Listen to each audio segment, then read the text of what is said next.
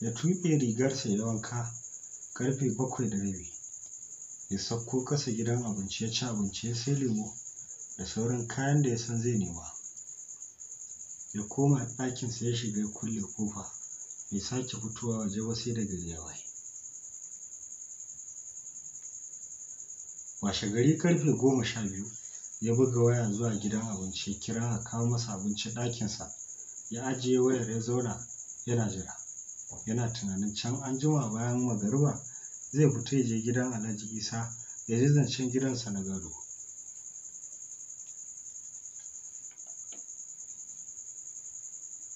Ya ji ana ƙwanƙwasa ƙofa bai motsa ba a inda yake. Ya ce, come in the door, it's open full. Tun da ya gama kiran gidan abinci ya buɗe ƙofa kafin ya koma ya zauna. Ƙofa ya buɗe. Wata budurwa zabgeggiya sanye da baƙin wando da farar riga mai gajeren hannu ta shigo da tire a hannunta. Ta ce, your meal is ready, sir. Ya duba ya ga an shirya abinci masu kyau a cikin tiren. Ya ce mata thank you. Ta juya ta fita ta kulle masa ƙofa.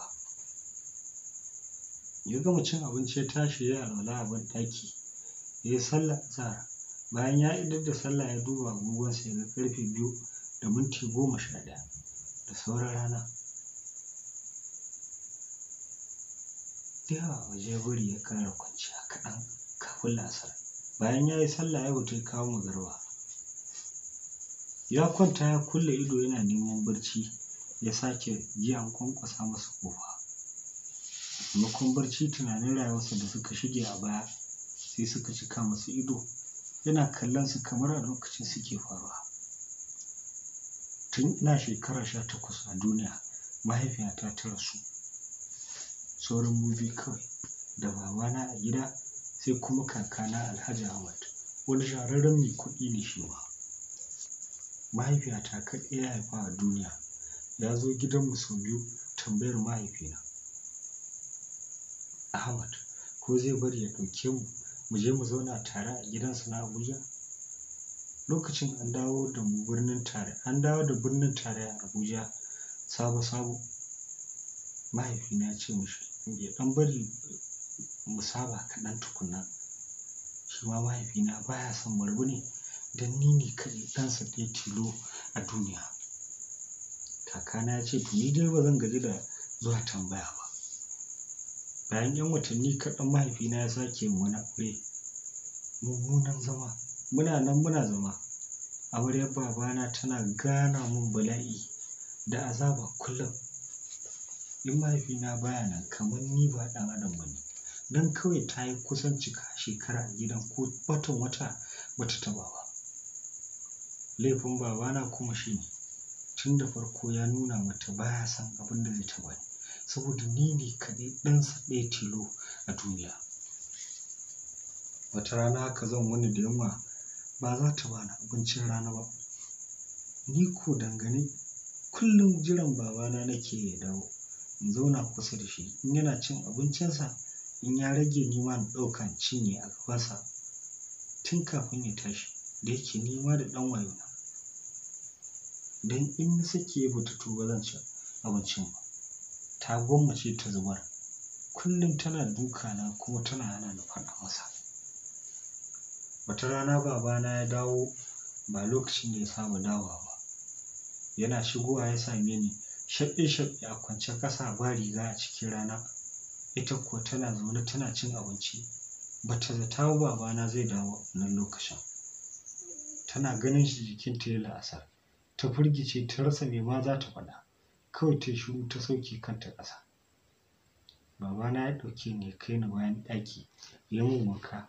Ya ɗauko wankakkun riga ya saka min. Ya ɗebo rabin abincinsa ya bani na zauna na cinye kamar ban taɓa ganin abincin ba. Ya fita sai ya sake komawa wurin harkokinsa. Bai mutu ko sannan. Na kwanta ne barci. Ni ne ban iya tashi ba har sai da magariba ta yi. Babana ya dawo ya tashi. Bayan mun yi sallah muka ci abinci babana ya kira wata ina zaune ina jin su. Ya yi mata nasiha da gargaɗi ya nuna mata cewa duk abin da ɗan adam yake yi yana yi don kansa, kuma akwai sakamako daga wurin Ubangiji. Dan Allah ba zalumin kowa ba ne. Ta yi shiru kamar an shuka dusa, ba ta ce komai ba, kamar ta amince da duk abin da ya faɗa mata. Babana ya dawo gida bayan kwana 4, ya same ni a kwance, jikina yana rawa. Ta yi mana dukan wuƙa, tana ce mini ni ina so in kashe mata aurenta. Ya ɗauke ni ya kai ni asibiti. In ɗan ji sauƙi kaɗan na faɗa wa mahaifina duk abin da take mini kullum a cikin gida in baya nan. Kawai na ga ransa ya ɓaci. Can an jima ya ce mini in yi haƙuri, zai tura ni zuwa gun kakata. Maman mahaifiyana ta rasu, bai sake aure ba, kuma bai da wani da ko ɗaya sai mamana. Babana ya ce kai haƙuri, zan kira shi ya zo ya ɗauke ka, ba za ka samu wata matsala da shi ba, don tun da ma yana son ka. Na ce wa baba, da wahalan ya dukkan nan nawa, wallahi gwara mun zaman kurkuku.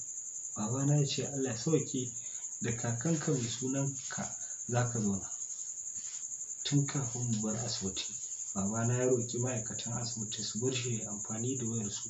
Suka ba shi ya kira lambar kakana, don shi kakana tun a lokacin yana amfani da tiraya. Na ji muryar kakana sarai a waya.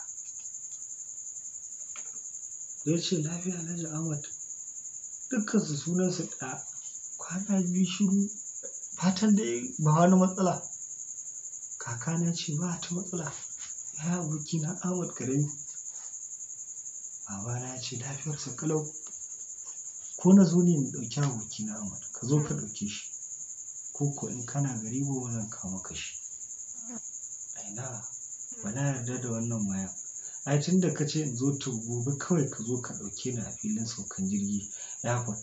Zan bi harkokina in zo in ɗauki kaka kuma abokina. To Allah ya kai mu, muna jiran ka.